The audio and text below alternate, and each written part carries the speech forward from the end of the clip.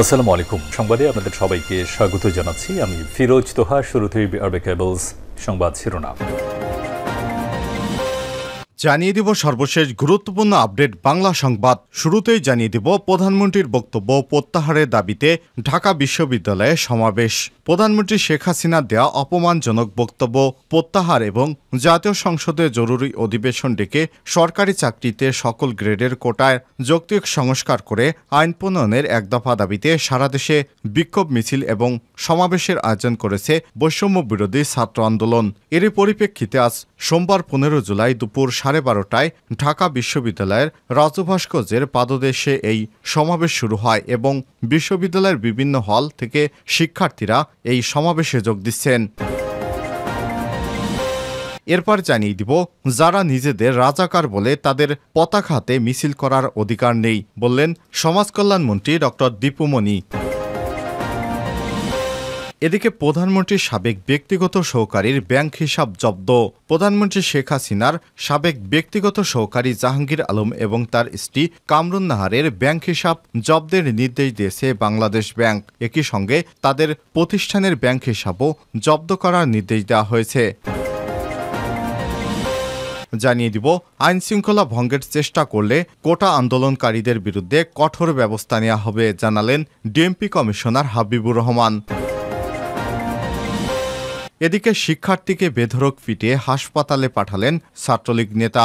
পাবনা বিজ্ঞান ও প্রযুক্তি বিশ্ববিদ্যালয়ে শাবিপ্রবি এক শিক্ষার্থীকে পিটিয়ে হাসপাতালে পাঠিয়েছেন রাসেল হোসেন রিয়াদ নামে বিশ্ববিদ্যালয়ের এক ছাত্রলীগ নেতা। এবং সর্বশেষ জানিয়ে দিব, ইসরায়েলের প্রধানমন্ত্রী বেনজামিন নেতানিয়াহুর সমালোচনা করলেন ইসরায়েলের সেনাপ্রধান। প্রধানমন্ত্রী বেনজামিন নেতানিয়াহুর বক্তব্যের সমালোচনায় ইসরায়েলি সেনাপ্রধান লেফটেন্যান্ট জেনারেল হার্জি হ্যালেবি বলেছেন, ইসরায়েল বাহিনী জানে রাজনৈতিক মহলের অনুমোদন করা কোনো চুক্তি কিভাবে রক্ষা করতে হয়, এমনকি যুদ্ধবিরতির পর আবার কিভাবে যুদ্ধের ময়দানে ফিরে আসতে হয়, কিভাবে তীব্রভাবে যুদ্ধ করতে হয় তাও জানে। সেনাপ্রধান বলেন, ইসরায়েলি বাহিনী হামাসের হাতে ইসরায়েলি জিম্মিদের মুক্ত না করা পর্যন্ত যুদ্ধ করা বন্ধ করবে না। আমাদের সেই লক্ষ্য হাসিল না হওয়া পর্যন্ত হামাসের উপর আমাদের হামলা অব্যাহত রাখব। প্রিয় দর্শক, এতক্ষণ শুনছিলেন সংবাদ শিরোনাম, এবারে বিস্তারিত। তবে তার আগে বন্ধুরা, অনুরোধ থাকবে এই ভিডিওটিতে একটি লাইক দিন। এই সংবাদ সম্পর্কে আপনার মূল্যবান মতামত কমেন্ট করে জানিয়ে দিন। আর বন্ধুরা, আপনি যদি আমাদের চ্যানেলে নতুন হয়ে থাকেন, ভিডিওটি দেখতে দেখতে চ্যানেলটি সাবস্ক্রাইব করে রাখুন, যাতে করে আমাদের লেটেস্ট আপডেট সংবাদগুলো সবার আগে আপনার কাছে পৌঁছে যায়। এবারে বিস্তারিত। প্রধানমন্ত্রীর বক্তব্য প্রত্যাহারের দাবিতে ঢাবিতে সমাবেশ। প্রধানমন্ত্রী শেখ হাসিনা দেয়া অপমানজনক বক্তব্য প্রত্যাহার এবং জাতীয় সংসদের জরুরি অধিবেশন ডেকে সরকারি চাকরির সকল গ্রেডে কোটা যৌক্তিক সংস্কার করে আইন প্রণয়নের এক দফা দাবিতে সারা দেশে বিক্ষোভ মিছিল ও সমাবেশের আয়োজন করেছে বৈষম্য বিরোধী ছাত্র আন্দোলন।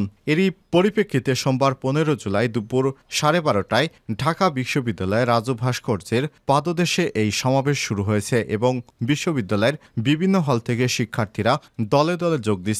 এ সময় শিক্ষার্থীদেরকে প্রধানমন্ত্রীর দেয়া বক্তব্য প্রত্যাহার করতে হবে। তুমি নাই আমি নাই, রাজাকার রাজাকার, কে রাজাকার কে রাজাকার, তুই রাজাকার তুই রাজাকার, লাখো শহীদদের রক্তে কেনা দেশটা কারো বাপের না, কোটা মেধা কোটা না মেধা, মেধা মেধা ইত্যাদি সংবলিত স্লোগান দিতে দেখা গিয়েছে। এর আগে মঙ্গলবার দিবাগত রাত 4টার দিকে এক ভিডিও বার্তায় এই কর্মসূচি ঘোষণা করেন বৈষম্য বিরোধী ছাত্র আন্দোলনের অন্যতম সমন্বয়ক আসিফ মাহমুদ। আসিফ মাহমুদ বলেন, রাত 10টার পর থেকে 3টা পর্যন্ত বিভিন্ন জায়গায় অবস্থান, বিক্ষোভ ও মিছিল কর্মসূচি পালন করা হয়েছে। আমরা স্পষ্টভাবে বলতে চাই, শিক্ষার্থীদের জন্য যে অপমানজনক মন্তব্য তিনি অর্থাৎ প্রধানমন্ত্রী করেছেন, অবশ্যই সোমবার দুপুর 12টার মধ্যে সেই বক্তব্য এক্সপ্যান্স বা প্রত্যাহার করতে হবে। দুপুর 12টার মধ্যে প্রধানমন্ত্রী যদি তার বক্তব্যটি প্রত্যাহার না করেন, তাহলে সারা দেশে সব শিক্ষার্থীকে সোমবার দুপুর 12টায় দেশের সব স্থানে বিক্ষোভ মিছিল পালনের আহ্বান করছি। এর আগে প্রধানমন্ত্রী শেখ হাসিনার একটি বক্তব্যকে কেন্দ্র করে উত্তপ্ত হয় ঢাকা বিশ্ববিদ্যালয় ক্যাম্পাস। রাত 11 থেকে 2টা পর্যন্ত ক্যাম্পাসে বিক্ষোভ কর্মসূচি পালন করে বৈষম্য বিরোধী ছাত্র আন্দোলনের শিক্ষার্থীরা। পরে রাত 2টার দিকে শাহবাগে অবস্থান নেয় ছাত্রলীগের নেতাকর্মীরা। এরপর মিছিল নিয়ে টিএসসিতে এসে বিক্ষোভ সমাবেশ করতে দেখা যায় শিক্ষার্থীদের।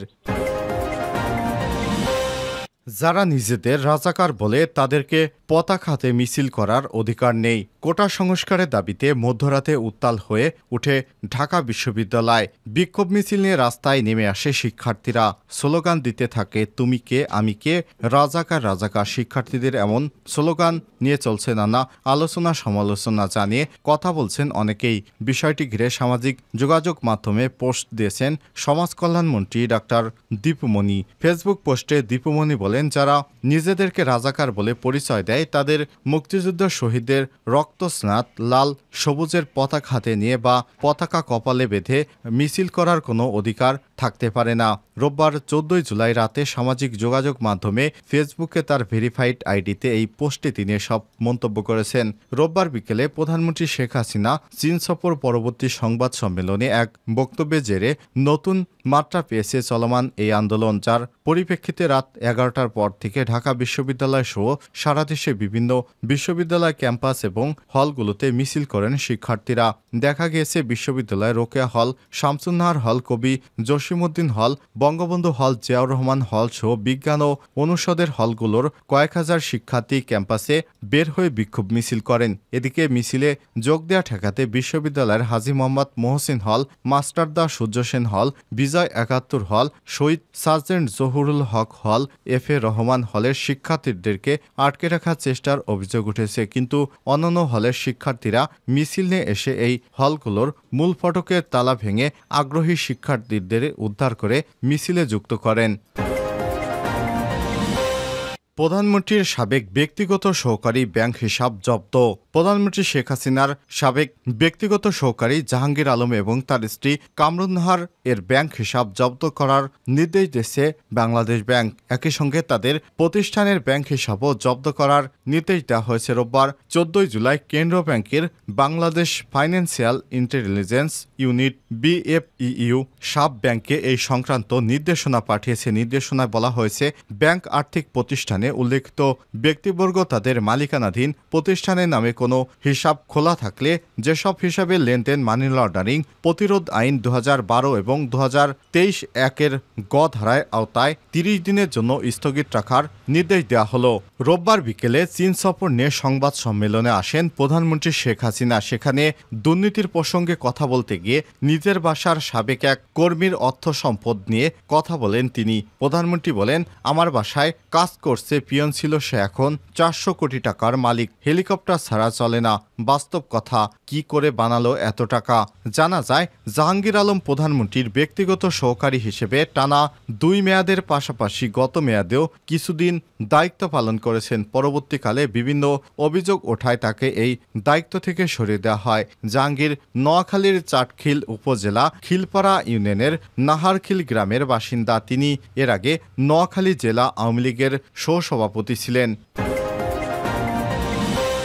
আইনশৃঙ্খলা ভঙ্গের চেষ্টা করলে কোটা আন্দোলনকারীদের বিরুদ্ধে ব্যবস্থা নিয়ে হবে বললেন ডিএমপি কমিশনার।